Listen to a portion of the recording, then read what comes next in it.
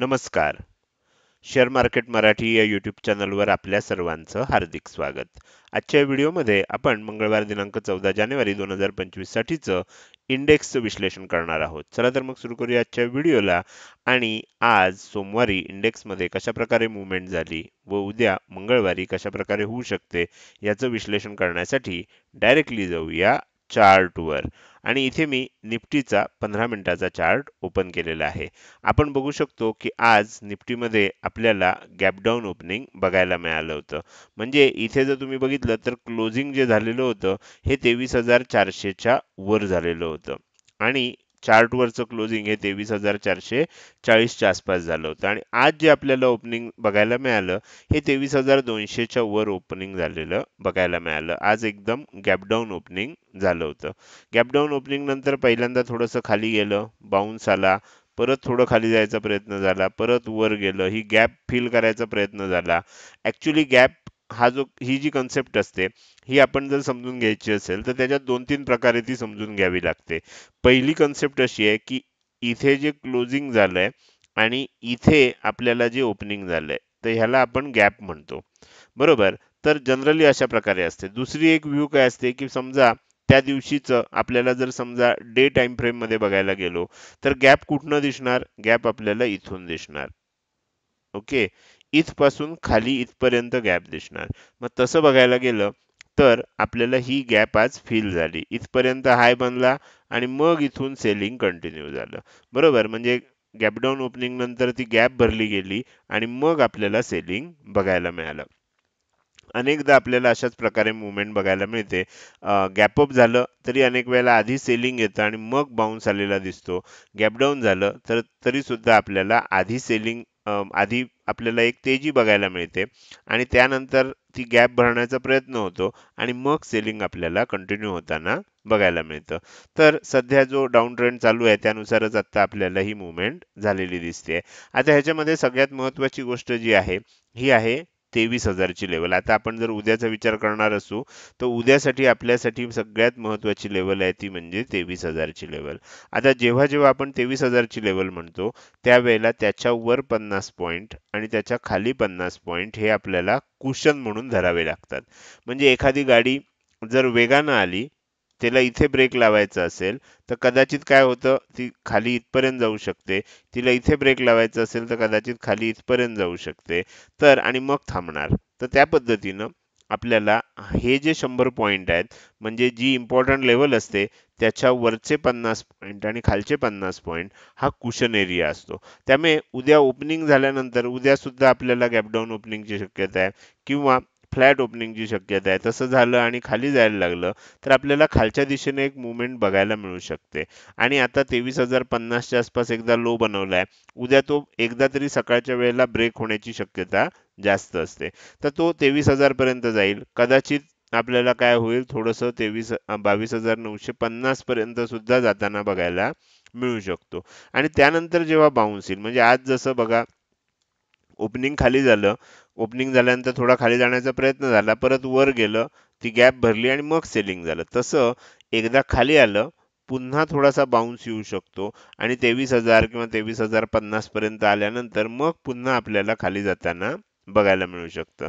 तर त्यामुळे इथे सुद्धा आपल्याला अशा प्रकारची मूव्हमेंट बघायला मिळू शकते. अर्थात समजा इथे ओपन झालं, थोडंसं खाली आलं, 23,000चा सपोर्ट घेतला गेला किंवा 22,950चा सपोर्ट घेतला गेला आणि त्यानंतर जो काही लो बनेल, आता ह्याच्यामध्ये लक्षात काय ठेवायचं असतं, इथून समजा इथपर्यंत खाली आलंय.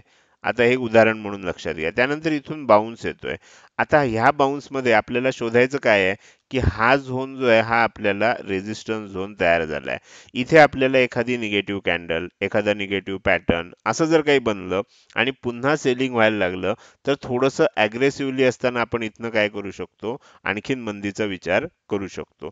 मात्र तसं झालं नाही तर जेव्हा पुन्हा हा जो लो बनलाय ती लेव्हल ब्रेक होईल त्यावेळेला आपल्याला मंदीचा विचार करता येईल. मी थोडासा ॲग्रेसिव्ह असेन तर बाउन्स जर आला म्हणजे खाली आलं आणि जर बाउन्स आला तर इथे ह्या एरियामध्ये 23,000च्या जवळपास मी काय शोधण्याचा प्रयत्न करणार, निगेटिव्ह एखादी कॅन्डल स्टिक एखादा निगेटिव्ह चार्ट पॅटर्न आणि मग त्यानंतर जर आपल्याला कंटिन्यू झालं आणि हा लो जर ब्रेक झाला, तर मग थोडंसं डिफेन्सिव्ह जरी माझी हे असेल, डिफेन्सिव्ह जरी मला ट्रेडिंग करायचं असेल, तर मग ह्या लेवलच्या खाली म्हणजे हा जो पूर्वी लो बनलेला आहे, तो ब्रेक झाल्यानंतर आणखीन सेलिंग होऊ शकतं.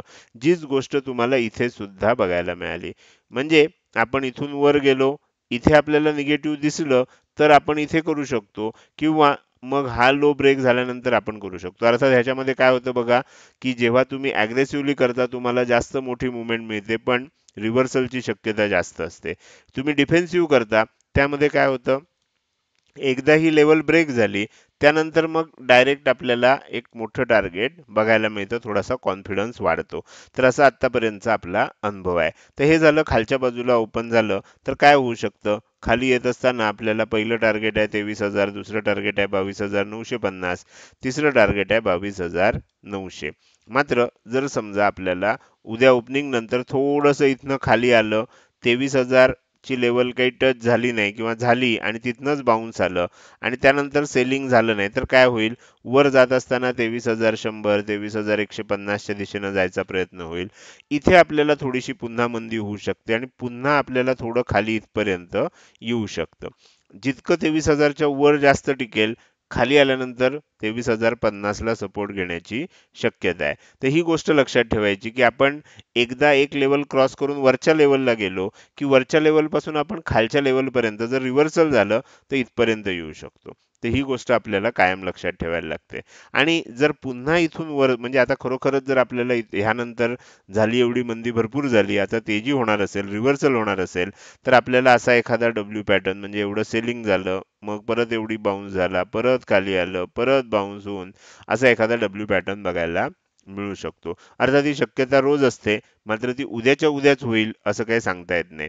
बरोबर? तर त्यामुळे जर काही कारणामुळे असं झालं आणि 23,150 च्या वर टिकायला लागलं, तर काय होऊ शकतं, त्याची तयारी आपल्याला असली पाहिजे, पण याची शक्यता कमी आहे. 23,150 च्या वर टिकलं, की 23,200, 23,250 आणि 23,300 पर्यंत आपल्याला एक बाउन्स, एक शॉर्ट कव्हरिंग बघायला मिळू शकतं. तर हे झालं आपल्याला निफ्टी 50च्या बाबतीत. आता निफ्टी 50च्या बाबतीत आपण जेव्हा हे सर्व थोडंसं मी काढून टाकतोय आणि डेली टाइम फ्रेममध्ये बघतोय, तर त्यामुळे आपल्याला काय दिसतंय हे थोडं समजून घेणं आवश्यक आहे. जेव्हा आपण डेली टाइम फ्रेममध्ये बघतो, ह्या मागच्या आठवड्यात जेव्हा जेव्हा आपण व्हिडिओ केले होते, त्या वेळेला मी तुम्हाला सांगितलं होतं, की ही लेवल जी आहे, ही आपल्याला सपोर्ट म्हणून काम करणार आहे. ह्या 2 लेवल मी तुम्हाला दाखवल्या होत्या. ह्या सपोर्ट म्हणून काम करणार आहे. इथे सपोर्ट झोनमध्ये आलं पण होतं, मात्र आज डायरेक्ट गॅप डाऊन ओपन झालं. सपोर्ट झोनमध्ये येण्याचा प्रयत्न झाला आणि खाली सपोर्ट झोन आता ब्रेक केलाय. ब्रेक केलाय त्याबरोबर ही जर कॅन्डल तुम्ही बघितली, तर ही शूटिंग स्टार कॅन्डल दिसते. त्यामुळे शूटिंग स्टार कॅन्डलचं वैशिष्ट्य असं असतं, की जर हा लो ब्रेक झाला, तर आणखीन सेलिंग कंटिन्यू होऊ शकतं आणि एकदा 23,000 ची लेवल ब्रेक झाली, तर मग खाली जात असताना 22,800, 22,750 ह्या लेवल सुद्धा आपल्याला मग जलद गतीने येताना बघायला मिळू शकतात. किंवा कधी-कधी काय होतं, की अशा प्रकारची एखादी शूटिंग स्टार कॅन्डल बनली, की त्यानंतर दुसऱ्या दिवशी फॉलोअप येतो.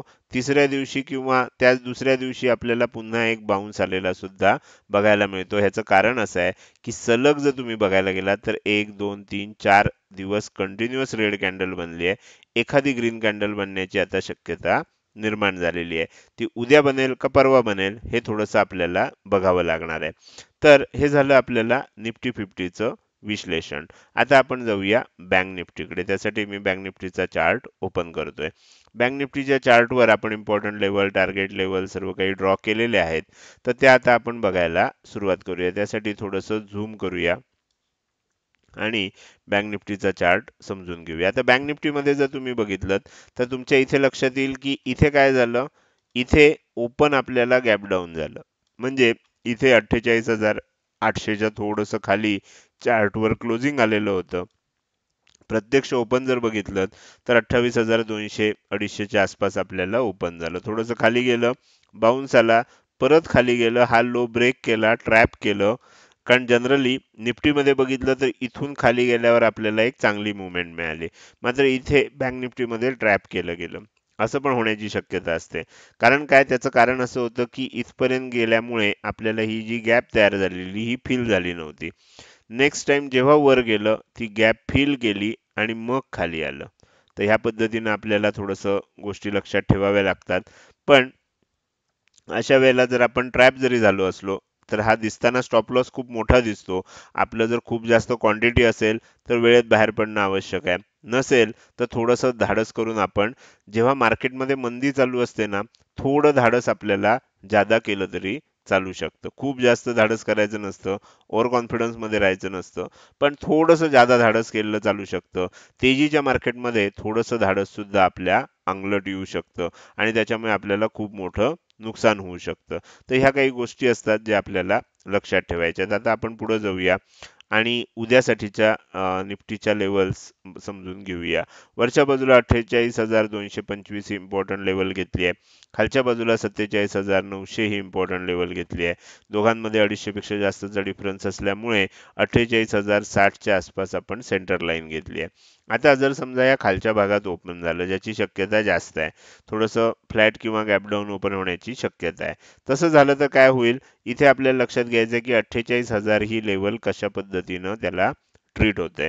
कारण 48,000 ही जी लेवल आहे, त्याच्या खाली 100 पॉइंट आणि वर 100 पॉइंट हे आपल्यासाठी काय असणार, कुशन असणार आहे. तर साधारणपणे आपण जर बघितलं तर 48,000च्या खाली 47,900 आणि वर 48,100 हा एरिया आपल्यासाठी कुशन एरिया असणार आहे. तर त्यामुळे काय होईल, तिथे आपल्याला कशा प्रकारे मुवमेंट होतीये, 47,900 पर्यंत खाली येऊन पुन्हा जसा आज आपल्याला कुशन एरिया झालेला बघायला मिळाला, 47,900च्या जवळ आल्यावर बाउन्स झाला. तसं उद्या परत इथे जर ओपन झालं, पुन्हा खाली यायला लागलं, तर इथे एखादा बाउन्स छोटासा येऊ शकतो. ऑलरेडी एकदा आलाय, त्यामुळे आणखीन येण्याची शक्यता कमी असते, पण थोडासा बाउन्स येऊ शकतो. आणि त्यानंतर जर पुन्हा सेलिंग व्हायला लागलं आणि 47,900 ची लेवल खालच्या बाजूनं ब्रेक झाली, तर मात्र आपल्याला खाली जात असताना 47,800, 47,700, 47,600 अशा 3 लेवल आपल्याला बघायला मिळू शकतात. अर्थात खाली ओपन झालं, वर जायला लागलं, तर मात्र थोडंसं साइडवेज आणि थोडंसं साइडवेज म्हणण्याबरोबरच थोडंसं व्होलाटाईल सुद्धा होऊ शकतं. साइडवेज का? तर ही जी रेंज आपण बनवली आहे, ह्या रेंजमध्ये राहील म्हणून साइडवेज. व्होलाटाईल का? कारण ही रेंज मोठी आहे. तर त्यामुळे आपल्याला वर गेलं, ह्या लेवलच्या आसपास आलं, परत खाली येईल. अशा पद्धतीची मूव्हमेंट परत वर जाईल. अशा प्रकारची मूव्हमेंट आपल्याला इथे बघायला मिळू शकते. आता हे जे शॉर्ट सेलर आहेत, हे ट्रॅप कधी होऊ शकतात? जर गॅप अप ओपन झालं, 48,100च्याही वर ओपन झालं आणि अशा वेळेला जर वरच्या दिशेनं टिकायला लागलं, 48,225 कॉन्फिडेंटली ब्रेक केलं, ह्याच्यावर टिकलं, तर मग काय होऊ शकतं, 48,325, 48,425 आणि 48,525 म्हणजे साधारणपणे ह्या आसपास बनलेला जो हाय होता, त्याच्या आसपास आपण पुन्हा एकदा जाण्याचा प्रयत्न होताना बघायला मिळू शकतो. आणि ही जी तेजी होईल, ही निव्वळ आणि निव्वळ शॉर्ट कव्हरिंगमुळे होऊ शकेल. कारण आज हे सगळी मूव्हमेंट बघितल्यानंतर अनेकांनी आपले शॉर्ट पोझिशन होल्ड केलेले असणार. त्यामुळे उद्या जर गॅप अप ओपन झालं, तर आपल्याला थोडं सावध होणं आवश्यक आहे. मग ती निफ्टी असू दे किंवा बँक निफ्टी असू दे, पहिल्या 5 मिनिटात जर पुन्हा खाली नाही आलं, तर शॉर्ट कव्हरिंग येण्याची शक्यता आहे आणि तिथे आजचे जे शॉर्ट सेलर असतील ते ट्रॅप होऊ शकतात. तर त्यामुळे आपल्याला ही गोष्ट शॉर्ट सेलरने शॉर्ट करणारे जे लोक असतात, ज्यांनी शॉर्ट बिल्डअप केलाय, ते लोक इथे ट्रॅप होऊ शकतात. तर हे झालं निफ्टी आणि बँक निफ्टीचं विश्लेषण. आजचं हे विश्लेषण तुम्हाला कसं वाटलं? जर हे विश्लेषण तुम्हाला आवडलं असेल, तर नक्कीच तुम्ही या व्हिडिओला एक लाईक करू शकता. हे विश्लेषण कसं वाटलं? तुमचे काही प्रश्न असतील, काही शंका असतील, काही सूचना असतील, तर त्या कमेंट सेक्शनमध्ये अवश्य सांगा. त्याचसोबत आजचा व्हिडिओ तुम्ही अजूनपर्यंत बघताय आणि अजूनही जर तुम्ही शेअर मार्केट मराठी आपल्या यूट्यूब चॅनलला सबस्क्राईब केलं नसेल, तर कृपया सबस्क्राईब करा आणि शेजारी असणाऱ्या बेल आयकॉनला क्लिक करून ऑल असं नोटिफिकेशन निवडा. म्हणजे इथून पुढे रोजच्या रोज येणारे हे विश्लेषणाचे व्हिडिओ मी अपलोड केल्या केल्या तुम्हाला लगेचच विनाविलंब बघता येतील. आजच्या या विश्लेषणामध्ये आणि आजच्या व्हिडिओमध्ये मी इथेच आपली रजा घेतोय. धन्यवाद.